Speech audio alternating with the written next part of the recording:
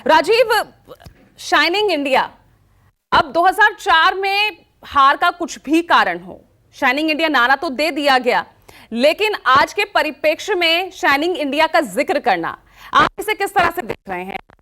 ये विपक्ष को नसीहत दे रहे हैं या अपने आप को आईना दिखा रहे हैं?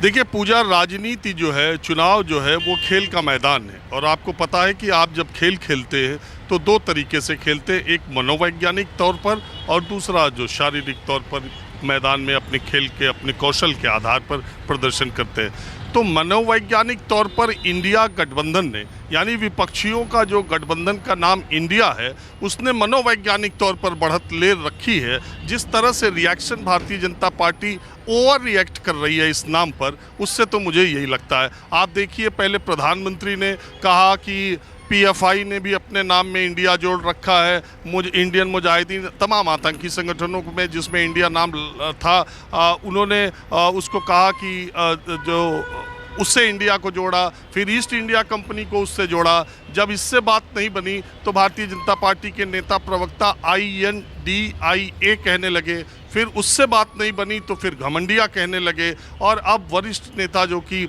भारतीय जनता पार्टी के बहुत कद्दावर नेता है, राष्ट्रीय अध्यक्ष है, गृह मंत्री रहे, रक्षा मंत्री हैं, अब वो कह रहे हैं कि इंडिया नाम रख देने से 2004 का चुनाव हार गए। शाइनिंग इंडिया जो नारा था उसका, देखिए इंडिया और भारत एक तरह से जो है एक दूसरे के पूरक है, ऐसे ही नाम लिया जाता था आज तक, लेकिन जब से विपक्षी गठबंधन ने नाम रखा इंडिया, तब से इसकी चर्चा इस तरह से होने लगी। अगर आप देखें तो शाइनिंग इंडिया का दूसरा नाम था भारत उदय यात्रा, भारत उदय, और भारत उदय यात्रा नाम से लाल कृष्ण आडवाणी ने आज के 20 बरस पहले तमिलनाडु से लेकर गुरदासपुर तक और द्वारका से लेकर के कटक तक की यात्रा की थी। और मैं आपको बताऊं, उस पूरी यात्रा को मैंने कवर किया था। उस पूरी यात्रा में लाल कृष्ण आडवाणी का जो काफिला था, उसके साथ साथ 20 साल पहले मैं भी था। तो उसका नाम अंग्रेजी दक्षिण के राज्यों में तो इंडिया शाइनिंग भले कहा जाता था, लेकिन उस यात्रा का नाम भारत उदय यात्रा था। तो ये इंडिया और भारत का इस्तेमाल ऐसे होता रहता है। अगर राजनाथ सिंह की बातों पर ही जाएं, तब तो प्रधानमंत्री नरेंद्र मोदी की सरकार की जो बहुत सारी योजनाएं हैं, मेक इन इंडिया, खेलेगा इंडिया, जीतेगा इंडिया, तो ये भी नाम इसका मतलब कि गलत रखा गया और इसको अब बदलने की आवश्यकता है। क्योंकि अगर खेलेगा इंडिया और जीतेगा इंडिया से नहीं जीता जा सकता, तब तो इसको नाम को तुरंत बदल देना चाहिए, अगर ये नाम ही गड़बड़ है तो। और इस तरीके से अब आप समझिए कि इसी सरकार की योजनाओं का नाम ये है। मूल बात ये है कि इंडिया जो गठबंधन बना है, अभी तक का जो घटनाक्रम रहा है, उससे कहीं ना कहीं एनडीए को लगता है कि अगर ज़्यादा से ज़्यादा सीटों पर एक बनाम एक की लड़ाई होगी तो ये ज़्यादा मुश्किल पेश आएगी 2014 और 19 के मुकाबले। हालांकि इंडिया का कोई भी नेता नहीं है, कोई भी चेहरा ऐसा नहीं जो प्रधानमंत्री नरेंद्र मोदी को चेहरे के तौर पर टक्कर दे पाए, लेकिन इन सारी पार्टियों के पास अपना अपना जनाधार है, और अगर ये एक कैंडिडेट खड़ा करती हैं तो एनडीए के लिए लड़ाई एक मुश्किल होगी और हमारे आपके लिए रोमांचक होगी और चुनाव देखने लायक होगा, मज़ेदार चुनाव होगा। दूसरी बात यह है कि अगर आप दूसरी तरह से देखें, अभी देखिए स्टालिन के बेटे का नाम पूरा देश कोई नहीं जानता था, एक बयान उन्होंने दिया और वो बयान विशुद्ध राजनीतिक बयान है, और उस बयान को देने के बाद उदयनिधि स्टालिन को पूरा देश जान गया। उदयनिधि स्टालिन डीएमके की पोजीशन अपनी तमिलनाडु में चुनाव की दृष्टि से और स्ट्रॉन्ग कर रहे हैं, और अपने पिता के राजनीतिक वारिस के तौर पर वो उभरना चाहते हैं। तो डीएमके का फ़ायदा आप देखिएगा, मैं आज अगस्त सितंबर चल रहा है, आप देखिएगा जब चुनाव के नतीजे आएंगे कि इसका फ़ायदा डीएमके को लोकसभा चुनाव में हुआ।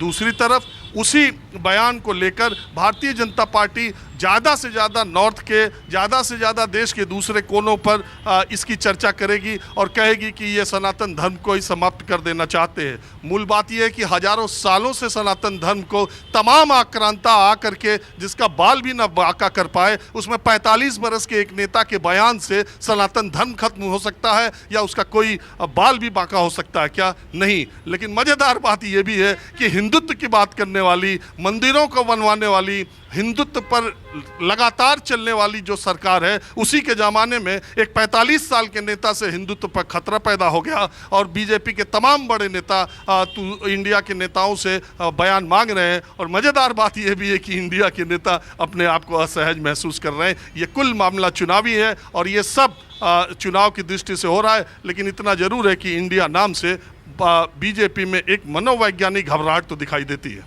बिल्कुल, मनोवैज्ञानिक घबराहट दिखाई दे रही है और इसीलिए ये तरह तरह के जो बयान हैं, और इस वक्त राजनाथ सिंह का ये बयान काफी सुर्खियों में है। चलिए इसी पर चर्चा करते हैं।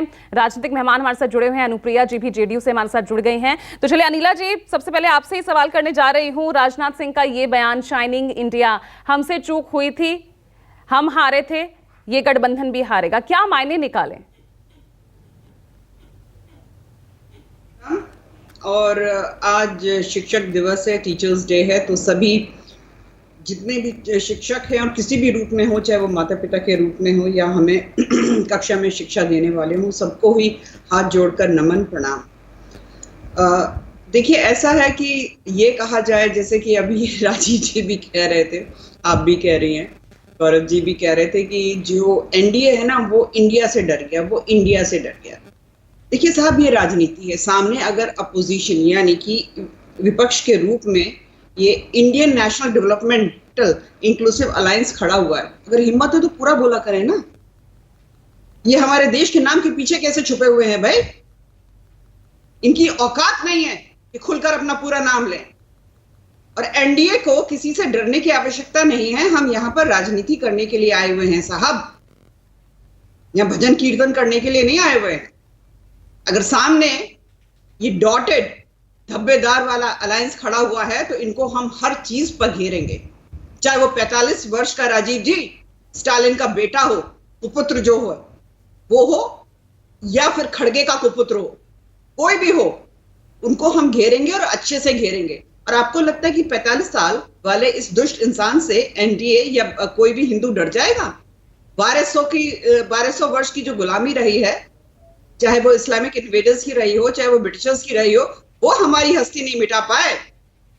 तो ये अदना सा व्यक्ति जो है हमारी हस्ती मिटा देगा। पर हाँ, कोई बोल के तो देखे, कोई बोल के तो देखे, मुंह तोड़ के रख देंगे। क्योंकि बात जब हिंदू की आती है, बात जब सनातन की आती है, तो ये भारतीय जनता पार्टी और आरएसएस का विषय नहीं है साहब, ये आस्था का विषय आ जाता है। मैं हिंदू हूं, मैं भारतीय जनता पार्टी में हूं, अगर मैं कुछ बोलूंगी तो कहेंगे देखिए भारतीय जनता पार्टी की प्रवक्ता है ना, इसलिए बोल रही है। क्योंकि आम जनता तो प्रवक्ता बनकर आपके चैनल के पैनल पे बैठ नहीं सकती है। अनिला सिंह बैठ सकती है ना, और अनिला सिंह की पार्टी ने हमेशा जो गलत है ना, उसके साथ युद्ध करने का काम किया है। हमने अपने मैनिफेस्टो में लिखा कि रामलला का मंदिर बनना चाहिए। और ये धब्बेदार इंडिया अलायंस जो है ना, इन्होंने क्या काम किया था? जो कार्य सेवक थे उन पे गोलियां चलवाने का काम, और कोर्ट में खड़े होकर ये कहने का काम किया भैया बिल्कुल मंदिर नहीं बनना चाहिए, डेट आगे बढ़ाओ, डेट आगे बढ़ाओ, डेट आगे बढ़ाओ। ये जो धब्बेदार इंडिया अलायंस जो बना हुआ है ना, अब ममता दीदी को देख लीजिए, नीतीश बाबू को देख लीजिए, अखिलेश बाबू को देख लीजिए, जितने के जितने हैं, क्या इन लोगों ने स्वयं या इनके नेताओं ने बारंबार सनातन का अपमान नहीं किया? हम किसका अपमान कर रहे हैं? भारतीय जनता पार्टी की एक कार्यकर्ता कुछ बोल देती है तो पूरा विश्व उसके खिलाफ आकर खड़ा हो जाता है। और आज जब सनातन का अपमान हो रहा है तो इनके मुंह में ढेक जम जाती है। इनकी आरती उतारे क्या हम? और हम भारतीय जनता वाले लोग हैं राजीव जी, समझ गए आप? ये इंडिया वाले लोग हैं, जो ब्रिटिशर्स ने बनाई थी ना, ये अपने हाथों से गढ़ी थी ये पार्टी। चलिए ठीक है, अगर आप राजीव जी से ही अगर आप पूछना चाह रहे तो मैं एक बार अपने सहयोगी को इन करना चाहूंगी। राजीव,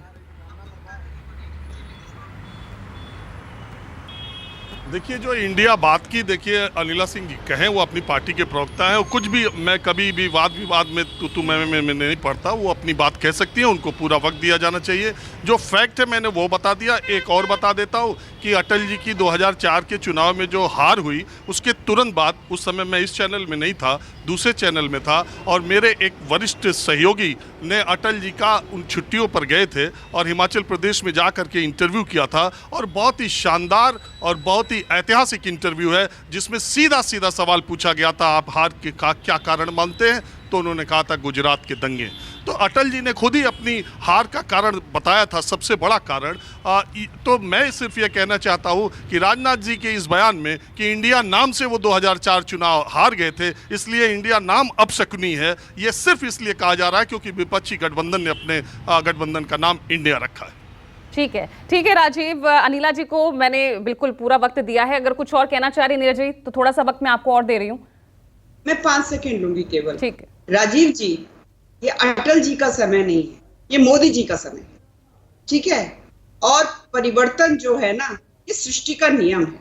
और जैसा कि मैंने कहा, हम राजनीति करने के लिए आए हैं और सामने ये जो दागदार धब्बेदार इंडिया अलायंस खड़ा हुआ है, इसका तो हम वो हर्ष करेंगे, इतिहास में इसका नाम निशान मिट जाएगा। अगली बार डॉटेड इंडिया के नाम से ये लोग नजर भी नहीं आएंगे। ठीक है।